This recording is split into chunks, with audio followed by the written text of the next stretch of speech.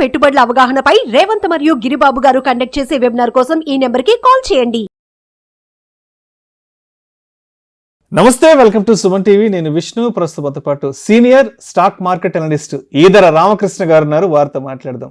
Sir నమస్తే. Sir Eedara Ramakrishna గారు నమస్తే అండి విష్ణు గారు, అలాగే సుమన్ టీవీ ప్రేక్షకులందరికీ. రైట్. ఈదర రామకృష్ణ గారు, కాసేపు అదాని ఎపిసోడ్ గురించి మాట్లాడుకుందాం. 2023 ప్రథమార్థం అంతా అదాని బాగా గడ్డు పరిస్థితులను ఎదుర్కొన్నారు. అంటే అప్పటిదాకా తనకి ఎదురు లేదు అని అనుకున్న అదాని గ్రూప్ ఏదైతే ఉందో, హిండెన్బర్గ్ ఆరోపణల తర్వాత ఒక్కసారిగా అధపాతాళానికి వెళ్ళిపోయారు. సరే, మొత్తానికి 2023 డిసెంబర్ నాటికంటే ఈ రెండు నాటికి కొంత అంటే యూఎస్ సుప్రీంకోర్టు కూడా అలిగేషన్స్ కొట్టేసిన తర్వాత 2024 నుంచి కొంత సస్టైన్ అయ్యాడు అదాని.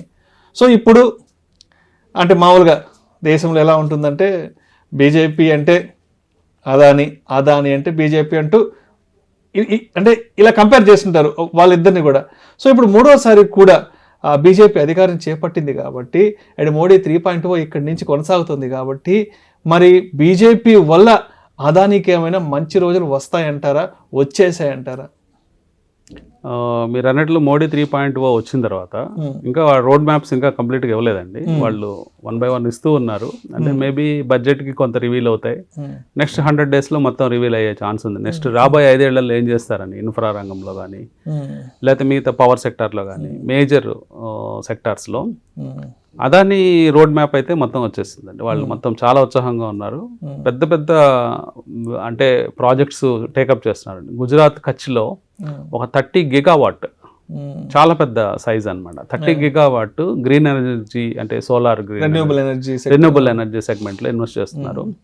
దాదాపుగా వాళ్ళ ప్లాన్స్ చూస్తే దాదాపుగా ఒక్క సంవత్సరంలోనే 130,000 కోట్ల రూపాయలు పవర్ సెక్టార్లో క్యాపెక్స్ పెంచుతున్నారండి. అంటే క్యాపిటల్ ఎక్స్పెండిచర్ ఎక్కువ చేస్తున్నారు, అంటే ప్రొడక్షన్ పెంచుతున్నారు. 2030 నాటికి 2,50,000 కోట్లు క్యాపెక్స్. అట్లాగే రాబోయే 10 సంవత్సరాల్లో మొత్తం 8,50,000 కోట్ల రూపాయలు, అంటే దాదాపుగా $100 బిలియన్ ఇన్వెస్ట్మెంట్సే చేద్దామని వాళ్ళు ఆలోచిస్తున్నారండి.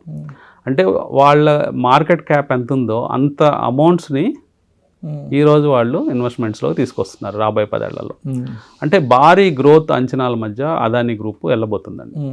మీరు అన్నట్టు లాస్ట్ ఇయర్ 2023 బిగినింగ్లో చూసినప్పుడు చాలా ట్రబుల్ గేమ్లో ఉన్నారు. అంటే ఒక ఎఫ్పిఓకి వెళ్ళబోతూ అంటే ఒక ఫండ్స్ రైజ్ చేద్దామని వెళ్ళే టైంలో హిండెన్బర్గ్ రూపంలో వాళ్ళని కొంచెం ఇబ్బంది పెట్టింది.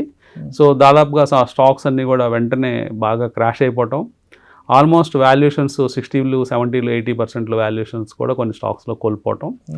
మళ్ళీ అక్కడి నుంచి చిన్నగా స్టాక్స్ అన్నీ కూడా లాస్ట్ మంత్ ప్రీ జనవరి 2023 లెవెల్స్కి అదాని గ్రూప్ స్టాక్స్ అని రావడం మనం చూసాం. సో ఇక్కడ నుంచి భవిష్యత్తు ఇంకా బాగుంటుందని మనం చెప్పచ్చు అండి. ఇప్పుడు మీరు చూస్తే అదాని స్టాక్స్లో మంచి ర్యాలీస్ వస్తున్నాయి. పర్టికులర్గా Adani ports, Adani green energies, తర్వాత అదాని ఎంటర్ప్రైజెస్. మెయిన్గా అదాని గ్రూప్లో అదాని ఎంటర్ప్రైజెస్ అనేది ఒక ఇంక్యుబేటర్ అండి. అంటే ఆ కంపెనీలో కొత్త కంపెనీస్ పుడుతూ ఉంటాయి. అంటే ఇప్పుడు మనం చూస్తున్న అదాని గ్రూప్ కంపెనీస్ అన్నీ కూడా అదాని ఎంటర్ప్రైజెస్ నుంచి బయటకు వచ్చాయి. So main company Adani enterprises. So Adani enterprises లాంటి స్టాక్ని లాంగ్ టర్మ్ కోసం హోల్డ్ చేద్దాం అనుకున్న వాళ్ళు కొనుక్కోవచ్చు. భవిష్యత్తులో హైడ్రోజన్ ఎనర్జీ ఇలాంటివన్నీ కూడా అదాని గ్రూప్లోంచి వచ్చే కంపెనీస్గా ఉంటాయి. సో ఇంకా మనము డౌన్ ద లైన్ రాబోయే సంవత్సరాల్లో చాలా అదాని కంపెనీస్ ఆ గ్రూప్ నుంచి వచ్చే అవకాశం ఉంది. మేబీ స్పిన్ ఆఫ్ అవుతూ వస్తాయి. కాబట్టి ఇన్వెస్టర్స్ అదానిని నెగ్లెక్ట్ చేయాల్సిన అవసరం లేదు.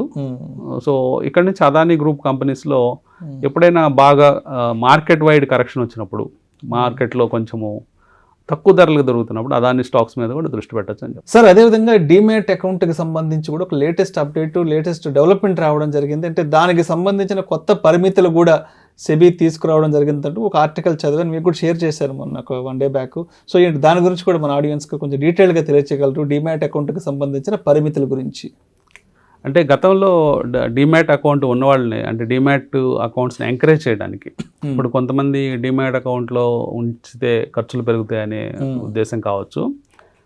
లేదు డీమ్యాట్ అకౌంట్ గురించి తెలుసుకోకుండా కేవలం ఫిజికల్ ఫామ్లో ఉండేవాళ్ళు చాలామంది ఉంటారండి ఇన్వెస్టర్స్. సో వాళ్ళని కూడా డీమ్యాట్లోకి రప్పించడానికి గవర్నమెంట్ కొన్ని ప్రయోజనాలు సదుపాయాలు ఇచ్చింది. వాటిలో ముఖ్యంగా మీరు చూస్తే 2 లక్షల రూపాయల దాకా వాల్యూ ఉంటే మీ డీమ్యాట్ అకౌంట్లో మీకు ఛార్జెస్ ఏమీ పడవండి. అంటే 0 ఛార్జెస్తో మీరు అకౌంట్ని హోల్డ్ చేసుకోవచ్చు. 2 లక్షలు పైబడి లేదా 4 లక్షల లోపుగా ఉన్న వాళ్ళకి మాత్రం 100 రూపాయలు ఛార్జ్ వేయమని సెబీ నిర్ణయించింది గతంలో.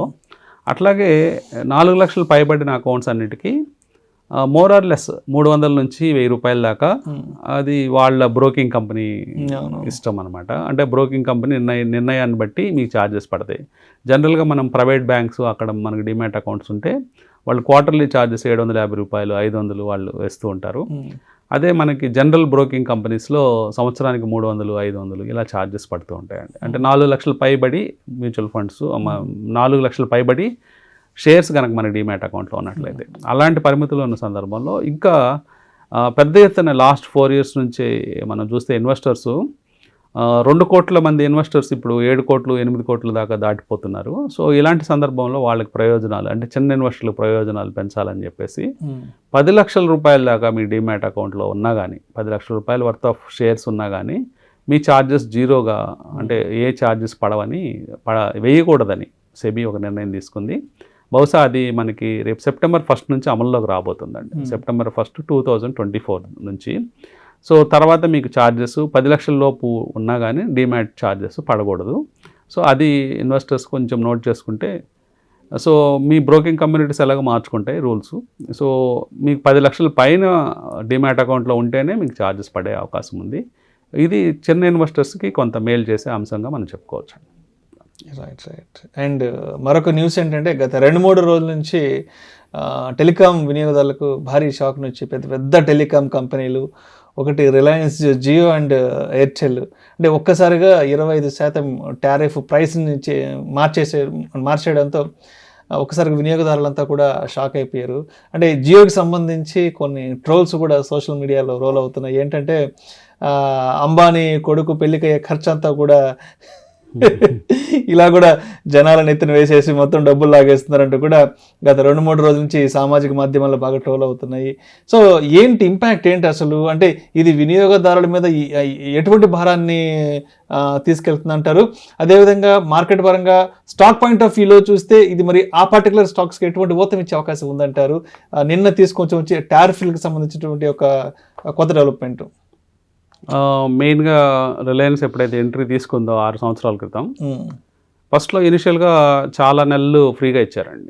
అంటే ఫ్రీగా ఫోన్ తీసుకోండి, లేకపోతే no usage charges, 0 usage charges అని చెప్పేసి అందరికీ ఫోన్స్, అందరూ జనరల్గా ఫ్రీ అన్నప్పుడు అందరికీ అది ఆనందంగా ఉంటుంది. సో అదాని ఏం చేశారంటే, అంబానీ, ముఖేష్ అంబానీ ఒక న్యూ గేమ్ ప్లాన్తో ఇండియాలో బిగ్ వేలో ఎంటర్ అయ్యారు. అంటే లాస్ట్ ఎంట్రీ పర్సన్, జనరల్గా లాస్ట్ ఎంట్రీ ఎవరైతే అవుతారో ఒక ఏ ఫీల్డ్లో అయినా వాళ్ళకి జనరల్గా ఛాన్సెస్ తక్కువ ఉంటాయి నెంబర్ 1 అవ్వడానికి. కానీ వాళ్ళ ఫ్యామిలీలోనే ఆ గుణం ఉందండి. అంటే వాళ్ళు టెక్స్టైల్ రంగంలో లాస్ట్ ఎంటర్ అయ్యి ఫస్ట్ అయ్యారు, అట్లాగే ఈ ఫైనాన్షియల్ రంగంలో కూడా లాస్ట్ ఎంటర్ అయ్యి అందరినీ అధిగమించి ఇప్పుడు నెంబర్ 1కి వెళ్ళిపోయారు. అంటే ఇదేంటంటే ఎప్పుడో 99-2000లో వచ్చిన అనిల్ అంబానీ రిలయన్స్ ఏమో అసలు గల్లంత అయిపోయింది. 2015-16లో వచ్చిన ముఖేష్ అంబానీ జియో ఏమో ఇవాళ ఇండియాలోనే నెంబర్ 1 నెట్వర్క్ అయిపోయింది. అవునండి. సో సబ్స్క్రైబర్ నెంబర్స్ వైజ్గా చూస్తే నెంబర్ 1 అయిపోయారు. సో ఇప్పుడు 3 ప్లేయర్సే మిగిలారండి మొత్తం ఫీల్డ్లో, పెద్ద ప్లేయర్స్. ఒకళ్ళు ముఖేష్ అంబానీ సంబంధించి జియో అయితే, రెండోది ఎయిర్టెల్, అలాగే మూడోది వడాఫోన్ ఐడియా. సో మొత్తం మీద మొన్న స్పెక్ట్రమ్ ఆక్షన్స్ కూడా జరిగినాయి. గవర్నమెంట్ దాదాపుగా 96,000 కోట్ల రూపాయలు స్పెక్ట్రమ్ ఆక్షన్లో డబ్బులు వస్తాయని ఎక్స్పెక్ట్ చేస్తే, వీళ్ళు కేవలం చాలా ఆప్టిమమ్గా అంటే ఎక్కువ బిడ్ చేయకుండా కేవలం 11,000 రూపాయలకు మాత్రమే సబ్స్క్రైబ్ చేశారు. ఎందుకంటే వీళ్ళకి కావాల్సిన ఎయిర్ వేవ్స్, అంటే జియోకి లాస్ట్ ఇయర్ 88,000 crores రూపీస్ కట్టింది స్పెక్ట్రమ్ ఆక్షన్లో. సో ఈ సంవత్సరం ఆప్టిమమ్గా తక్కువ ఎయిర్ వేవ్స్ కొనుక్కోవడం జరిగింది. సో ఓవరాల్గా 11,000 crores వచ్చినాయి. సో దానివల్ల ఏమవుతుందంటే కంపెనీస్కి ప్రాఫిటబిలిటీ పెరిగే ఛాన్స్ ఉందండి. విపరీతంగా ప్రాఫిటబిలిటీ పెరుగుతుంది. పర్టికులర్గా మేజర్ అంటే 40% మార్కెట్ షేర్ ఉన్న ఎయిర్టెల్కి, జియోకి బాగా ప్రాఫిట్స్ పెరుగుతాయి. అంటే ఈ సంవత్సరం తక్కువ స్పెండింగ్ చేయటం వల్ల. నెంబర్ 2, మీరు అన్నట్లు టారిఫ్స్ పెంచేశారు. 12% నుంచి 25% దాకా టారిఫ్ పెంచారు. అంటే వెరీ లో స్లాబ్లో ఉన్న వాళ్ళకి 12% పెంచడం జరిగింది. హయ్యర్ స్లాబ్స్లో ఉన్న వాళ్ళకి 25% దాకా ఎఫెక్ట్ అయ్యే ఛాన్స్ ఉంది. సో ఒక పక్కన ఆక్షన్స్లో అంటే స్పెక్ట్రమ్ ఆక్షన్లో తక్కువ డబ్బులు సబ్స్క్రైబ్ చేయడం, ఒక సైడ్న రెవెన్యూస్ విపరీతంగా పెరగటం. సో ఈ సంవత్సరం భారీగా డబ్బులు ఆదాయాలు వచ్చే అవకాశం ఈ టెలికాం కంపెనీస్ అన్నిటికీ ఉన్నాయండి. నెక్స్ట్ థర్డ్ ప్లేయర్ అయిన 20% to 18% మార్కెట్ షేర్ ఉన్న వొడాఫోన్ ఐడియా గురించి చూస్తే ఈ స్టాకు లాస్ట్ కొన్ని సంవత్సరాల నుంచి స్ట్రగుల్ అయింది, మెయిన్ ఈ టాప్ 2 ప్లేయర్స్ వల్ల. ఇప్పుడు వాళ్ళ మార్కెట్ షేరు చిన్నగా కుదించుకుపోయి 20%కి వచ్చారు. కానీ వీళ్ళు కూడా ఈ సంవత్సరం మేజర్ స్టెప్స్ లాస్ట్ 3-4 మంత్స్లో మనం చూస్తే FPOకి వచ్చారు. ఒక 18,000 కోట్ల రూపాయలు రైజ్ చేయడం జరిగింది. అట్లాగే ఒక 5-6 వేల కోట్ల రూపాయలు ప్రిఫరెన్షియల్ షేర్స్ ద్వారా ప్రమోటర్స్ కొనుక్కున్నారు. అంటే ప్రమోటర్స్ ఆ కంపెనీ మీద వాళ్ళ కాన్ఫిడెన్స్ చూపిస్తున్నారు. మెయిన్ ప్రమోటర్గా యూకేకి సంబంధించిన వొడాఫోన్, అట్లాగే లోకల్గా ఆదిత్య బిర్లా గ్రూప్ సంబంధించిన సో బిర్లా గ్రూపు ఇద్దరు కలిసి ఐడియా, వీళ్ళిద్దరు కలిసి ఉన్నారు కాబట్టి వాళ్ళు కూడా ప్రిఫరెన్షియల్ దాంట్లో పార్టిసిపేట్ చేస్తున్నారు. అట్లాగే రాబోయే నెలలో ఒక బ్యాంకింగ్ కన్సార్టియం ద్వారా, SBI కింద ఉన్న కన్సార్టియం ద్వారా ఒక 25,000 కోట్ల రూపాయల లోన్ కూడా తీసుకుంటున్నారు. సో ఈ లోన్ తీసుకునే ముందు ఆల్మోస్ట్ బ్యాలెన్స్ షీట్ అనేది డెట్ ఫ్రీ అవుతుందండి. అంటే గతంలో ఉన్న లాస్లు ఇవన్నీ కూడా ఇప్పుడు రైజ్ చేసిన వాటితో క్లియర్ చేసేసుకొని నెక్స్ట్ లోన్తో ఆపరేషన్స్ మళ్ళీ మొదలుపెట్టే అవకాశం ఉంది. సో ఈ స్టాక్ కూడా కొంచెము ఒక 20 to 40% పెరిగే ఛాన్సెస్ ఉన్నాయండి. ఐడియా వొడాఫోన్ కూడా తక్కువ ప్రైస్గా ఉంది. సో అన్ని విధాల ఆదాయం పెరగటం, అలాగే స్పెక్ట్రమ్లో తక్కువ పార్టిసిపేట్ చేయడం, ఇవన్నీ కూడా భవిష్యత్తులో మంచి రిటర్న్స్ ఇచ్చే అవకాశాలు ఉన్నాయి. పర్టికులర్గా భారతీయ ఎయిర్టెల్ అయితే ఆల్ టైమ్ హైకి వెళ్తుంది, ప్రతిరోజు పెరుగుతూ ఉంది. మంచి ర్యాలీ లాస్ట్ 1 yearలో బ్యూటిఫుల్ ర్యాలీ ఆదిత్య దాంట్లో జరిగింది.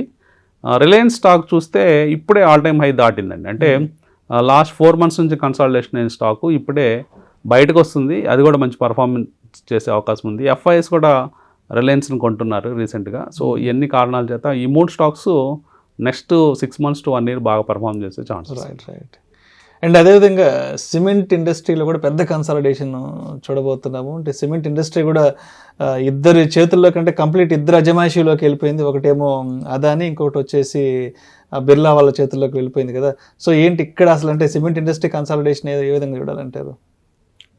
ముఖ్యంగా మనము సిమెంట్ ఇండస్ట్రీలో పెద్ద కన్సాలిడేషనే జరుగుతుందండి.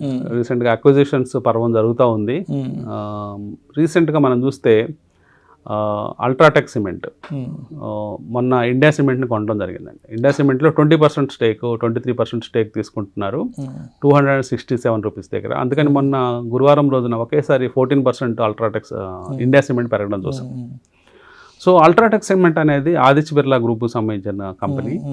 సో గతంలో వాళ్ళు L&T దగ్గర నుంచి L&T ప్లాంట్స్ అన్నీ తీసుకొని ఆ సైజ్కి వచ్చారు. అలాగే గ్రాసిమ్లో ఉన్న సిమెంట్ డివిజన్స్ అన్నీ కూడా తీసుకొని ఇండియాలోనే అతిపెద్ద సిమెంట్ కంపెనీగా అవతరించారండి. Almost 159 million tons 159 million tons capacity ఉంది. అట్ ద సేమ్ టైం మీరు అదానీ గ్రూప్ రీసెంట్గా ఎంటర్ అయ్యారు last year 1 year 1.5 year back enter అయ్యి వాళ్ళు ఒకే రోజున ACC అంబుజా కొనడం జరిగింది. ఇవి కూడా ఏం చిన్న కంపెనీలు కాదు. ఒక అంబుజా సిమెంట్ దగ్గర దాదాపుగా 89 మిలియన్ టన్స్ ఉంటే ACC దగ్గర 35 మిలియన్ టన్స్ ఉందండి కెపాసిటీ, ఇన్స్టాల్ కెపాసిటీ. సో ఈ కెపాసిటీస్ క్లబ్ చేస్తే 124 మిలియన్ టన్స్ ఉంది. కేవలం ఒక 30-40 మిలియన్ టన్స్ డిస్టెన్స్లో నెంబర్ 2 కంపెనీగా అదానీ గ్రూప్ ఉంది. సో ఈ అదానీ కూడా రీసెంట్గా మన సౌత్లో పెన్నా సిమెంట్ని కొనడం జరిగింది 10,000 కోట్ల రూపాయలకి. కొన్ని మిలియన్ టన్స్ యాడ్ అవుతాయి.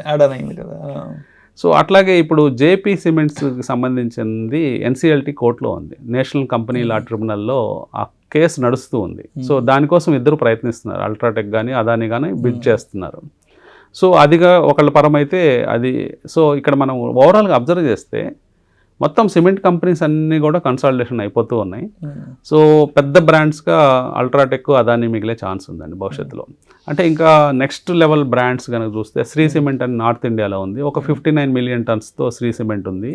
అట్లాగే దాల్మియా భారత్ ఉంది.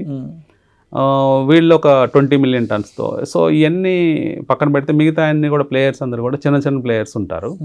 సో 1 million 2 million టన్స్ లేకపోతే ఇంకా తక్కువ కెపాసిటీస్ ఉన్న సిమెంట్ కంపెనీస్ ఉంటాయి. ఓవరాల్గా చూస్తే సిమెంట్ సెక్టార్లో కూడా కన్సాలిడేషన్ అనేది కనిపిస్తుంది.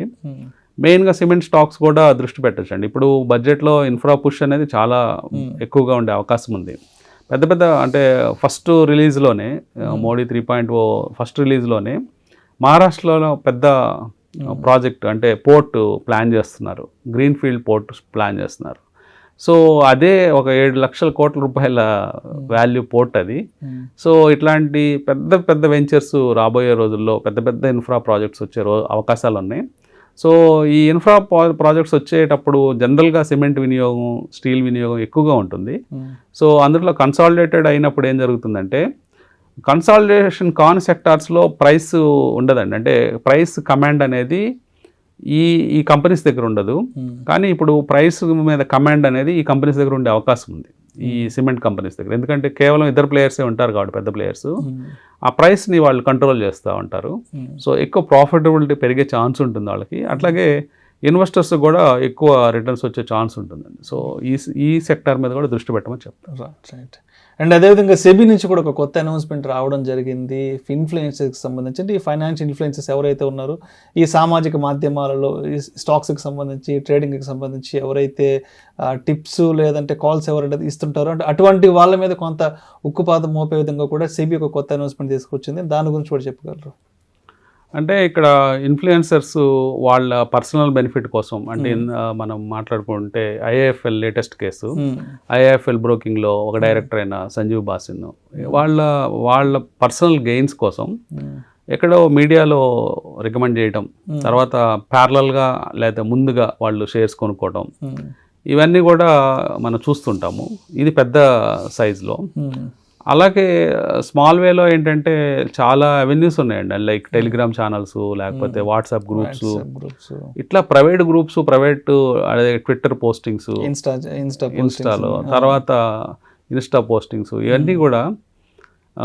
తర్వాత ఇప్పుడు సెన్సిబుల్ అని ఒక వెబ్సైట్ ఉంటుందండి, దాంట్లో P&Ls పోస్ట్ చేయటం, అంటే ఒకళ్ళు ఆథరైజ్ చేస్తారనమాట. అంటే ప్రాఫిట్ అండ్ లాస్ నాకు వచ్చిందని చెప్పడం, అది వచ్చిన రోజు చూపించడం, రాని రోజు దాచిపెట్టడం, అంటే ఆర్టిఫిషియల్ గా హైప్ క్రియేట్ చేస్తారు.